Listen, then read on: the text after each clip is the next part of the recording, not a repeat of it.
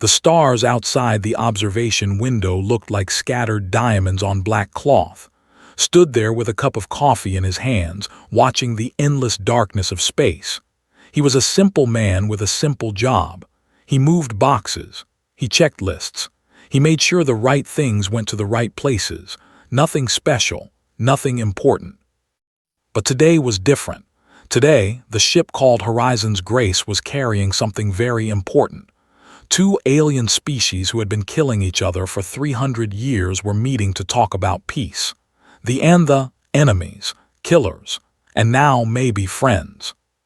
Did not understand politics. He did not care about treaties or borders or old wars. He just wanted to drink his coffee and stay out of the way.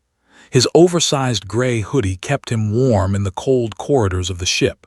He liked this hoodie.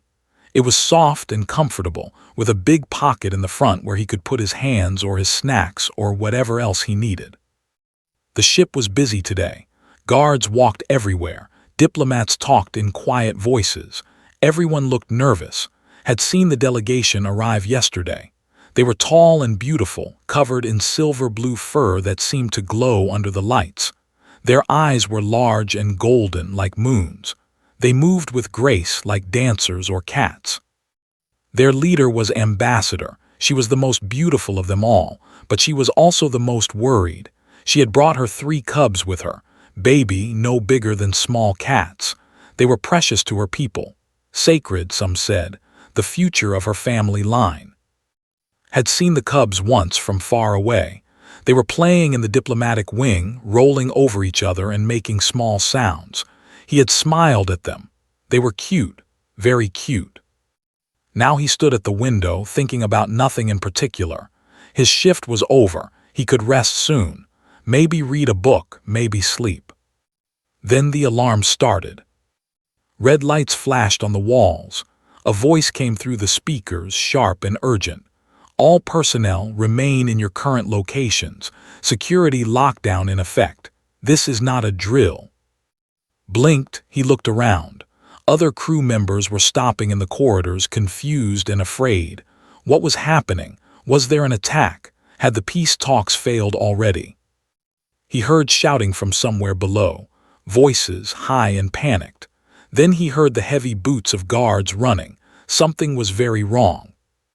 A young officer ran past him, grabbed his arm. "What is going on?" he asked. The officer's face was pale. "The cubs," he said. "The cubs are missing. They have vanished from their room." Felt his stomach drop. The cubs, those tiny precious bobbies, gone. He let go of the officer and stood there frozen. This was bad. This was very, very bad. If the thought they had taken their cubs, there would be no peace.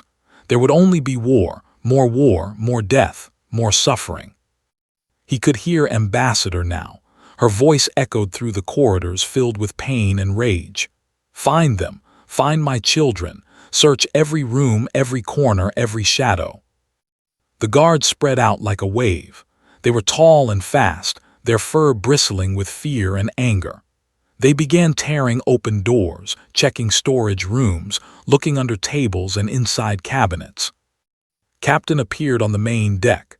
She was a human woman, calm and strong, with short black hair and steady eyes. She raised her hands and spoke in a clear voice. "Everyone, please remain calm. We will find the cubs. There is no evidence of any crime. They may have simply wandered off." But they were not calm. Ambassador stood before the delegation, her golden eyes burning. "You," she hissed, "your people have always wanted to destroy us. Did you take them? Did you steal my children to break me?" General of the stepped forward. He was large and covered in dark green scales. His eyes were cold and hard. "We have taken nothing," he growled. "We came here for peace, not to kidnap infants. How dare you accuse us?" "Then where are they?" screamed. "Where are my bobbies?" The two leaders stood face to face, ready to fight. Their guards moved closer, hands on weapons. The air was thick with tension. One wrong word, one wrong move, and everything would explode. Watched from the observation deck, his coffee growing cold in his hands. He felt helpless. What could he do? He was just a logistics officer. He moved boxes. He checked lists. He was nobody. He took a sip of his coffee and leaned against the railing. His hoodie felt warm against his chest, strangely warm, warmer than usual. And then he felt something move.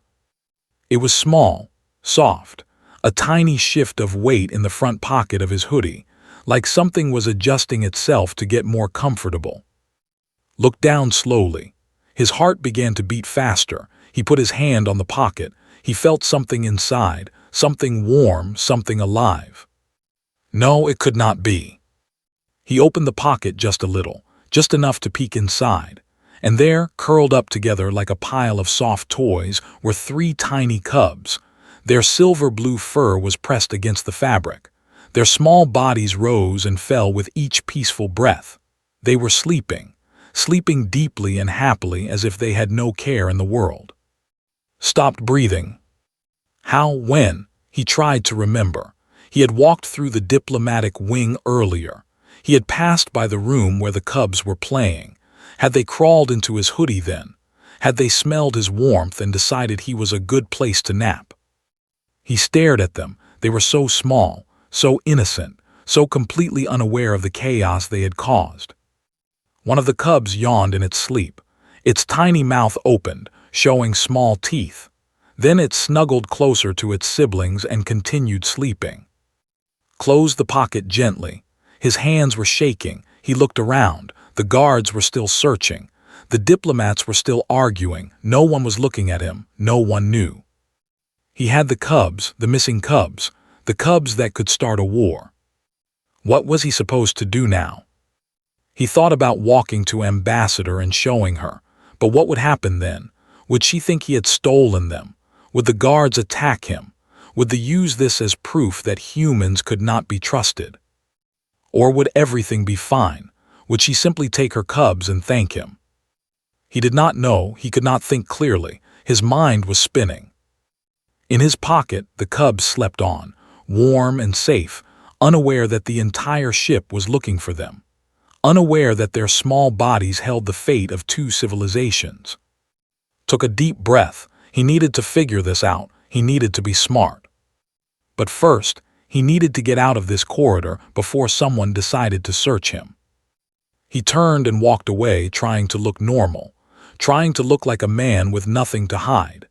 Inside his hoodie, 3 tiny hearts beat against his chest, trusting him completely. The search continued behind him. The shouting grew louder. The crisis grew worse. And walked on, carrying the most precious cargo in the galaxy in his pocket. Walked through the corridors as fast as he could without running. Running would look suspicious. Running would make people notice him. He needed to be invisible. He needed to be a ghost. The ship had turned into a madhouse. Guards were everywhere, their tall bodies moving through every hallway like silver shadows. They opened every door. They checked every room. They looked under beds, inside closets, behind machinery. Nothing was safe from their search. They had retreated to their section of the ship.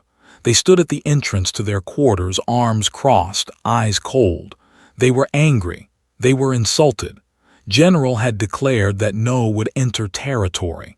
If they tried, there would be consequences. Captain was trying to keep the peace.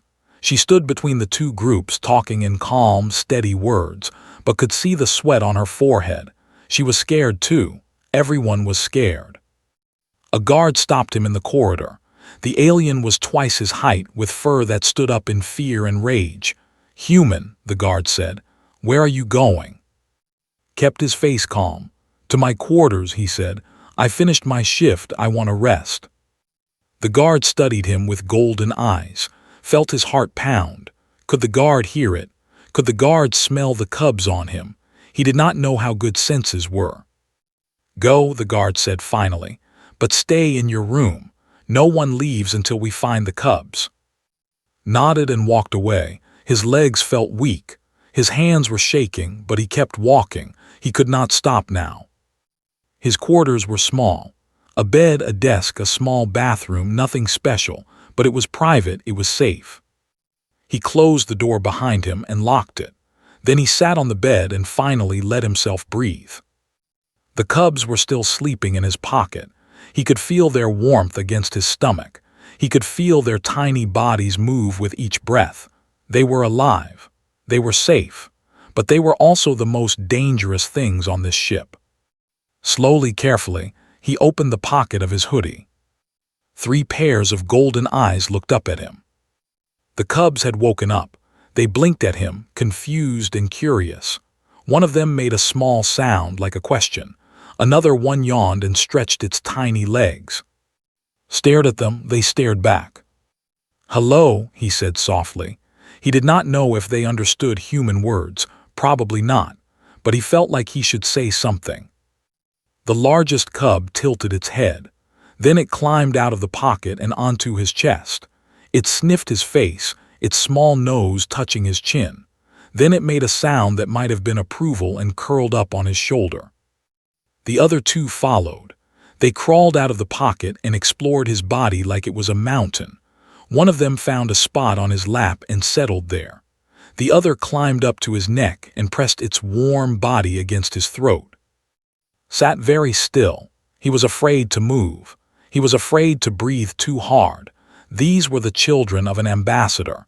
These were sacred beings to the people, and they were treating him like a piece of furniture. He needed to return them. He knew that, but how? If he walked to Ambassador now, carrying her cubs, what would happen? Would she thank him? Or would she think he had taken them?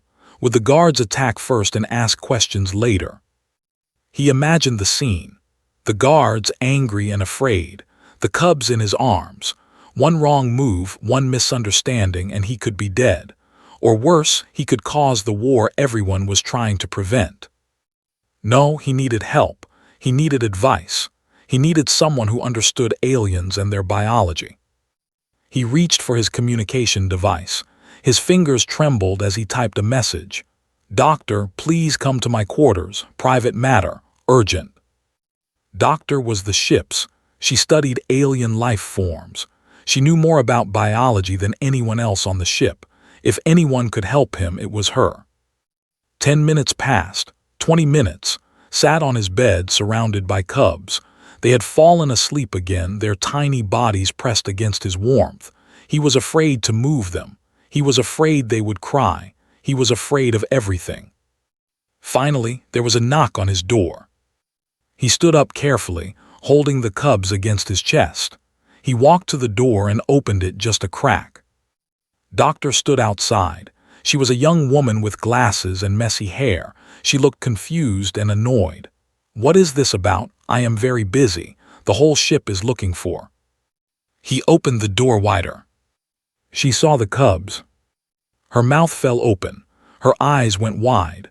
For a moment she could not speak. She just stood there, staring at the 3 small aliens sleeping against his body. "Come inside," whispered, quickly. She stepped in. He closed the door behind her. For a long moment they stood in silence. The cubs continued to sleep, unaware of the adult panic around them. Hal finally asked. Her voice was small. Shook his head. "I do not know. I was walking through the diplomatic wing. They must have crawled into my hoodie. I did not notice until the alarm started." Moved closer. She looked at the cubs with professional interest. Her fear was slowly being replaced by curiosity.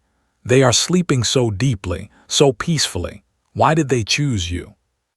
"I was hopping, you could tell me." She reached out and touched one of the cubs gently.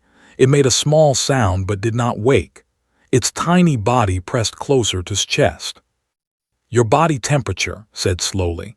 "Humans are warmer than most species on this ship, about 37 degrees.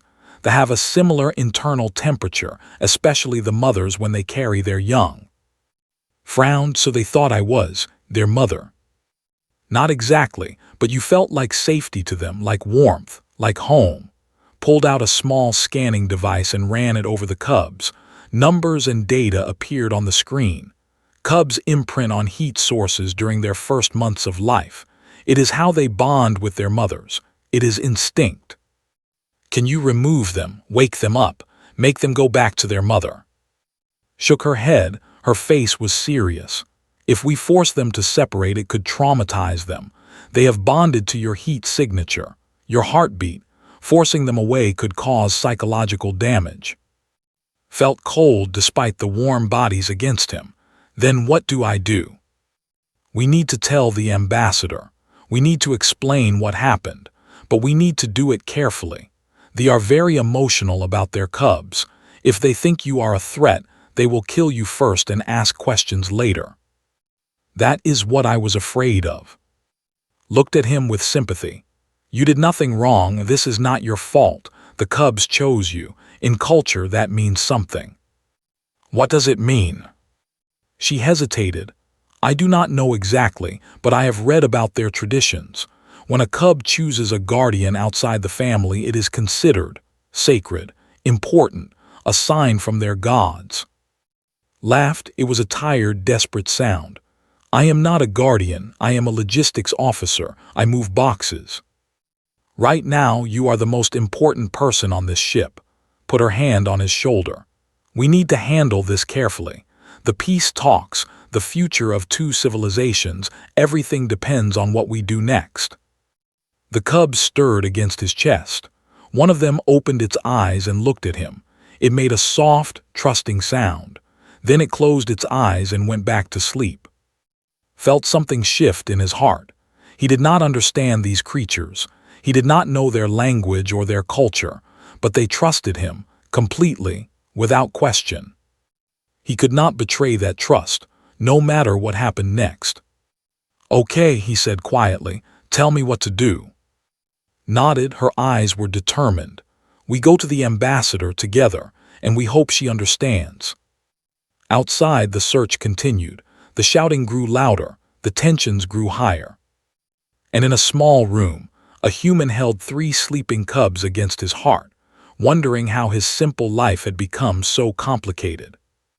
Tried to put the cubs down on his bed. It seemed like a simple thing. Just place them gently on the soft blanket and step back. Easy. It was not easy. The moment he started to lower the first cub, it woke up. Its golden eyes snapped open, and it made a sound that broke his heart. A tiny cry of fear and loss. Its small paws grabbed his hoodie with surprising strength, clinging to the fabric like it was the only safe thing in the universe. The other 2 cubs woke up too. They felt their siblings' distress and responded with their own cries. The sound filled the small room, high and desperate. It was the sound of Bobbies who thought they were being abandoned. Froze, he could not move. He could not breathe. The cubs pressed against his chest, trembling and crying, refusing to let go. It is okay, he whispered. It is okay, I am not leaving, I am here. Slowly the crying stopped. The cubs relaxed. Their small bodies melted against him once more, finding comfort in his warmth.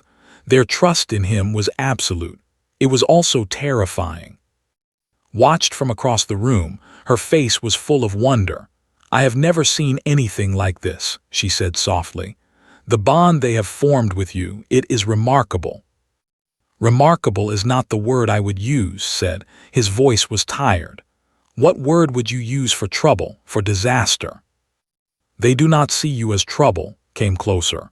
She knelt down and looked at the cubs sleeping against his chest. They see you as safety, as protection. You are their world right now. Shook his head. I'm a stranger, I'm not even the same species. That does not matter to them. Stood up and started walking around the room, thinking out loud. Cubs are born helpless. For the first few months, they depend completely on warmth. The mother carries them in a pouch against her body. The temperature there is almost exactly 37 degrees, the same as a human. So my body feels like their mother's pouch. More than that, stopped and looked at him seriously. Most species in the galaxy are cold-blooded, or they regulate their temperature externally. Humans are one of the few species that produce constant, stable body heat. Your warmth is not just similar to a mother. It is almost perfect. Looked down at the cubs. They were so small, so fragile. Their silver-blue fur was soft against his fingers. He could feel their tiny hearts beating, fast and steady. There is something else, continued. Your heartbeat. Humans have a slow, steady heartbeat compared to most species. It is calming, soothing. To these cubs, lying against your chest must feel like the safest place in the galaxy. I did not ask for this. No, but they chose you anyway. Eyes were kind. In the galaxy, humans are often seen as weak, small, short-lived, not as strong as the, not as graceful as the, but you have something they do not. What? Warmth, she smiled softly. Real warmth, the kind that makes bobbies feel safe. The kind that makes creatures trust you without thinking. It is not a weapon, it is not a tool, but it is real, and it is powerful. Did not know what to say. He had never thought of himself as powerful. He had never thought of himself as special. He was just a man who liked his coffee and his comfortable hoodie and his quiet life. But now 3 small lives depended on him. 3 small hearts beat in rhythm with his own, and he could not abandon them. He would not abandon them. We need to go to the ambassador, he said finally. We have waited too long already. Nodded, I agree, but we need to be careful about how we approach. Ambassador is desperate right now. Desperate people do dangerous things. What do you suggest? Let me go first. I will explain the situation to Captain. She can prepare the ambassador. Then you can enter with the cubs. Together, we can make sure everyone understands what happened. It was a good plan, a safe plan. But as opened the door to leave, they heard footsteps in the corridor. Heavy footsteps, many of them. Close the door quickly. Guards, she whispered. They are doing another sweep of this deck. His heart pounded. The cub stirred against his chest, sensing his fear. He forced himself to stay calm. What do we do? Stay quiet, stay still. If they search your room, just tell them the truth. Show them the cubs. It is the only way. But the footsteps passed by. The guards were checking other rooms first. Let out a breath he did not know he was holding. We need to go now, he said, before they come back. Nodded, they opened the door and stepped into the corridor. The ship felt different now. The lights seemed dimmer. The air seemed colder. Everywhere looked, he saw guards and crew members rushing around. The search had become desperate. They were losing hope. They walked quickly but carefully, kept his hand over the pocket of his hoodie, protecting the cubs inside. They were awake now, their small bodies alert, but they did not cry. They did not make a sound. It was like they understood the danger. They passed a group of soldiers. The reptilian aliens watched them with cold, suspicious eyes. One of them sniffed the air and frowned. Did he smell the cubs? Did not stop to find out. He kept walking. They reached the main deck. The doors to the summit chamber were ahead. Could hear voices inside. Angry voices, desperate voices. Wait here, said. Let me go in first. She walked to the doors and spoke to the guards outside. They let her in, stood in the corridor waiting. The cubs pressed against his chest, warm and alive. Minutes passed. They felt like hours. Could hear the conversation inside, but he could not make out the words. He heard his voice, calm and steady. He heard Captain's voice, strong and clear. He heard Ambassador's voice, high and broken with emotion. Then the doors opened. Captain stood there. Her face was serious but kind. She said, "Please come inside." He walked into the summit chamber. It was a large room with a round table in the center. The delegation sat on one side, the on the other. Ambassador was at the head of the table. Her golden eyes were red from crying. Her fur was dull and messy. She looked like she had not slept in days. When she saw, she stood up. Her eyes went to his chest, to the small bump in his hoodie where the cubs were hidden. "My children," she whispered. "You have my children." The room went silent. Every eye was on. He felt naked, exposed, terrified. But he took a deep breath and walked forward. "Ambassador," he said. His voice was steady even though his heart was racing. "I did not take your cubs. They came to me on their own. I did not know they were in my hoodie until the alarm started. I am here to return them to you." He reached into his pocket and started to lift the cubs out. They cried. The moment they felt themselves being moved away from his body, they made that terrible sound again. That desperate, heartbroken cry of fear and loss. They clung to his hoodie, refusing to let go. Ambassador froze, her eyes widened. She had heard that sound before. Every mother knew that sound. They have bonded to him, she said. Her voice was barely a whisper. They have chosen him as their guardian. The room erupted in chaos. The guards moved first. They rushed toward, their hands reaching for the cubs. Their faces showed no mercy. They did not care about explanations. They only cared about getting the children back. Stop, Ambassador raised her hand. Her voice cut through the chaos like a blade. The guards froze. They were trained to obey her without question. Stood very still. The cubs were crying against his chest, their small bodies shaking with fear. He wanted to run. He wanted to hide, but he forced himself to stay where he was. Ambassador walked toward him slowly. Her golden eyes never left his face. She was studying him, trying to understand, trying to decide if he was friend or enemy. When she was close enough to touch him, she stopped. She looked down at the cubs in his hoodie. They were still crying, still clinging to his body. Their small paws were buried in the fabric. "May I?" she asked softly. Nodded. He did not trust his voice. Ambassador reached out and touched one of the cubs gently. Her fingers brushed against its silver-blue fur. The cub felt its mother's touch and turned toward her. For a moment, hope filled its eyes. Then it turned back to and pressed itself against his chest again. The ambassador's hand fell to her side. Her face showed pain, deep, terrible pain. "They do not recognize me," she said. Her voice broke on the last word. "My own children do not recognize me." "That is not true," Doctor stepped forward. Her voice was gentle but firm. "They know you are their mother, they can smell you, they can hear your voice, but right now they are confused. They have imprinted on his heat signature. It is biology, not choice." Ambassador looked at, "Explain." Took a deep breath. Cubs bond to warmth during their first months. It is how they survive, how they learn to trust. This human has a body temperature almost exactly the same as yours. When the cubs found him, their instincts told them he was safe. They have formed a temporary bond. Temporary. Yes, in time, with patience, they will transfer that bond back to you. But if we force them to separate now, it could damage them. Psychologically, emotionally. They could carry that trauma for the rest of their lives. The room was silent.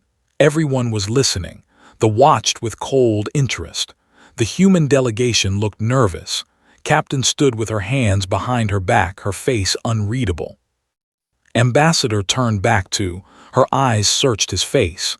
"You are the one who brought them here. You could have hidden them. You could have used them as leverage. Why did you come forward?" Swallowed hard. "Because they are your children. Because keeping them would be wrong. Because I do not want a war to start over a misunderstanding." "A misunderstanding," Ambassador laughed, but there was no humor in it. "My cubs vanish. The peace talks nearly collapse. 2 civilizations almost go to war, and you call it a misunderstanding." "I am sorry, I did not mean." "I know what you meant." She raised her hand, stopping his words. "I know you did not take them on purpose. I can see the truth in your eyes. You are not a kidnapper. You are not an enemy." She turned to face the room. Her voice grew stronger. "This human is innocent. He did not steal my children. He simply attracted them, like a warm stone attracts a cold creature." General of the stood up. His scales were dark green and his eyes were like black stones. "This is convenient," he said. His voice was deep and suspicious. "The cubs disappear. The humans find them. And now we are supposed to believe it was all an accident." "What are you saying?" Captain asked. "I am saying this feels like a trick," General pointed at. "Perhaps the humans planned this. Perhaps they wanted to make themselves look like heroes, saviors. Perhaps they wanted to make us look like villains." The soldiers moved closer. The tension in the room grew thick. Felt fear grip his heart. This was exactly what he had been afraid of. This was exactly why he had hesitated to come forward. But then something unexpected happened. The largest cub climbed out of his hoodie. It crawled up to his shoulder and sat there, looking at General with its golden eyes. It did not cry. It did not hide. It just looked at the scary alien with the calm confidence of a creature that knew it was safe. General stared at the cub. The cub stared back. And then slowly the other two cubs climbed out too. They sat on shoulders and chest, their small bodies pressed against his neck and arms. They were not afraid. They were not hiding. They were showing themselves to the room. "Look at them," Ambassador said softly. "Look at how they trust him. Look at how safe they feel." General's eyes narrowed. What does this prove? It proves that this human is not a threat. Cubs do not trust easily. They do not bond with strangers. They certainly do not bond with aliens from other species. But these cubs have bonded with him. Completely. Without question. She turned to face again. In our culture, when a cub chooses a guardian outside the family, it is a sacred thing. It is a sign from the gods, a sign that this person has a pure heart, a gentle soul. Shook his head. "I am not special, I am just warm." "Yes," Ambassador smiled for the first time. It was a sad smile, but it was real. "You are warm. In a galaxy full of cold creatures, you are warm." She reached out and touched his hand. Her fingers were softer than he expected. "I do not understand humans," she said. "Your species is strange to us. You are small and soft and short-lived. You have no claws, no scales, no natural weapons, but you have something we do not have." "What is that?" "A fire inside, a warmth that never goes out. My cubs felt it, they trusted it, and I think I understand why." General made a sound of frustration. "This is all very touching, but it does not change anything. The peace talks have been disrupted. Trust has been broken." "Trust has been tested," Captain corrected, "and we have passed the test. The cubs are safe. The humans have proven their honesty, and they have shown grace under pressure." She looked at General. "The only question now is whether they will continue to make accusations, or whether they will accept the truth and move forward." The room went silent again. Everyone waited for the General's response. He stood there for a long moment, his cold eyes moving from the cubs to Ambassador. His face was impossible to read. Then slowly he sat down. "Very well," he said. "I accept the explanation. The cubs were not stolen. The humans are not guilty. The peace talks can continue." The tension broke like a wave. People began to breathe again. Ambassador closed her eyes in relief. Captain let out a small sigh. But stood still. The cubs were still on his body, still pressed against his warmth. They showed no sign of wanting to leave. "What happens now?" he asked quietly. "The cubs, they will not let go." Ambassador opened her eyes. She looked at her children, sleeping peacefully on this strange human. "Now," she said, "we figure out how to fix this, together." The peace talks were paused. Ambassador announced that she needed time to address the situation with her cubs. No one argued. After everything that had happened, everyone needed a break. Was taken to a private room with the cubs still attached to him. Doctor came with him, along with Ambassador and two of her advisors. Captain joined them later, after making sure they were settled. The room was quiet. The cubs had fallen asleep again, their small bodies rising and falling against chest. He sat in a chair, afraid to move, afraid to disturb them. Ambassador sat across from him. She watched her children sleep with a mixture of love and sadness. "They look so peaceful," she said softly. "They have not slept this well since we left our home world." "The journey must have been hard on them," said. "It was. Space travel is difficult for cubs. The cold, the noise, the strange smells. They were restless every night, crying, afraid." She paused. "Until now." Doctor pulled out her scanning device. I have been studying the data, she said. The bond between and the cubs is remarkable. Their heart rates have synchronized. Their stress hormones have dropped to almost nothing. When they are near him, they feel completely safe. But why? One of the advisors asked. He was an older male with gray fur and skeptical eyes. Why would our cubs bond with an alien, a human? Looked at him calmly. Because humans are different from most species in the galaxy. Let me show you. She activated a holographic display. Charts and diagrams appeared in the air above the table. Most advanced species are cold-blooded or have variable body temperatures. They regulate their heat externally through technology or environment. But humans are endothermic. They produce constant internal heat. The display showed a human body outline, glowing warm colors around the chest and core. The average human body temperature is 37 degrees. This is almost identical to a mother's pouch during nursing. To these cubs, being near feels exactly like being near their mother. Ambassador leaned forward. I understand the temperature, but there must be more. Temperature alone cannot explain this level of bonding. You are right, changed the display. Now it showed a heartbeat pattern. Human hearts beat slowly and steadily compared to most species. This rhythm is calming, especially to young creatures. When the cubs press their ears against chest, they hear a sound that tells them everything is okay. She changed the display again. This time it showed chemical readings. There is also something else. Humans produce certain chemicals in their skin and sweat that have a calming effect on many species. We have seen this before, but never documented it so clearly. The older advisor frowned. Are you saying humans are designed to care for other species? Not designed, but evolved. Looked at, humans are social creatures. They form bonds easily. They take care of things that are small and helpless. It is in their nature. Captain spoke up. I have seen it many times on this ship. Crew members adopt small creatures from different planets. They take care of plants, animals, even rocks if they look cute enough. Humans have a need to nurture. Felt embarrassed. We are not that special. Yes, you are. Ambassador stood up and walked closer to him. In the council, humans are often dismissed. You are seen as young, weak, unimportant, but I think we have been wrong. She knelt down so she could look at her cubs sleeping on his chest. My children trust you. They have never trusted an outsider before. They have never bonded with anyone outside our family.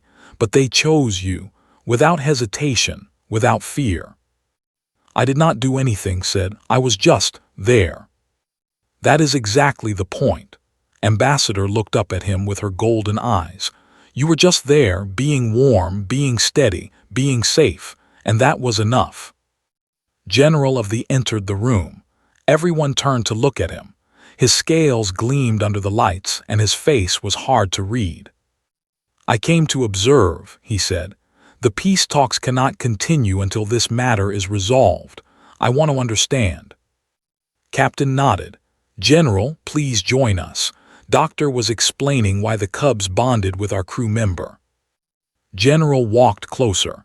He looked at the sleeping cubs with an expression that might have been curiosity, or it might have been suspicion. It was hard to tell. I have seen something similar before, he said quietly. Everyone stared at him. What do you mean? Ambassador asked. General was silent for a moment. Then he spoke, his voice rough and low. 3 years ago my daughter was molting. It is a difficult time for young. They shed their scales and grow new ones. It is painful and dangerous. They need constant warmth to survive. He paused. We were on a joint mission with humans, a repair station on the edge of neutral space. My daughter wandered away from her quarters one night. I searched everywhere. I thought she was dead. His eyes grew distant, remembering. I found her in the engine room. She was sleeping next to a human engineer, curled up against his side, pressing her body against his warmth. She had been there for hours. The human was awake, sitting very still, afraid to move because he did not want to disturb her. Ambassador's eyes widened. What did you do?" "I took her back, I thanked the human, and I never spoke of it again." General looked at the cubs sleeping on, until now. The room was silent. Doctor's mouth had fallen open. Captain looked surprised but thoughtful. "The human engineer," said slowly. "Did you notice anything about him, anything special?" "Nothing, he was ordinary, unremarkable, just warm." General shook his head. "I did not understand then, but now I think I do." He looked at directly. "You humans are strange creatures. You have no weapons, no armor, no venom. In a fight, almost any species could defeat you, but you have something we do not." "What?" asked. "You make things want to be near you."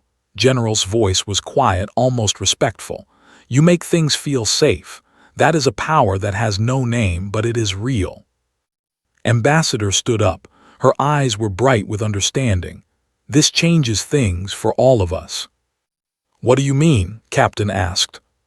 "For 300 years the N have been fighting. We have tried everything, treaties, agreements, threats. Nothing has worked. We cannot trust each other because we do not feel safe with each other." She looked at, "But we feel safe with you, both of us. The cubs and the hatchlings. You humans are not warriors or diplomats. You are something else, something more important." "What are we?" asked. He felt confused, overwhelmed. He was just a logistics officer. He moved boxes. Ambassador smiled. It was the first real smile she had shown since the crisis began. "You are bridges," she said. "Living bridges between species that cannot trust each other. And I think you may be the key to ending this war." The cubs stirred against his chest. One of them opened its golden eyes and looked up at him. It made a small, happy sound, then went back to sleep. Looked down at the tiny creature. He did not feel like a bridge. He did not feel like a key. He just felt like a man with 3 small aliens sleeping on his body. But maybe that was enough. Maybe that was exactly what the galaxy needed. Someone ordinary, someone warm, someone who made others feel safe. Maybe that was the most powerful thing of all.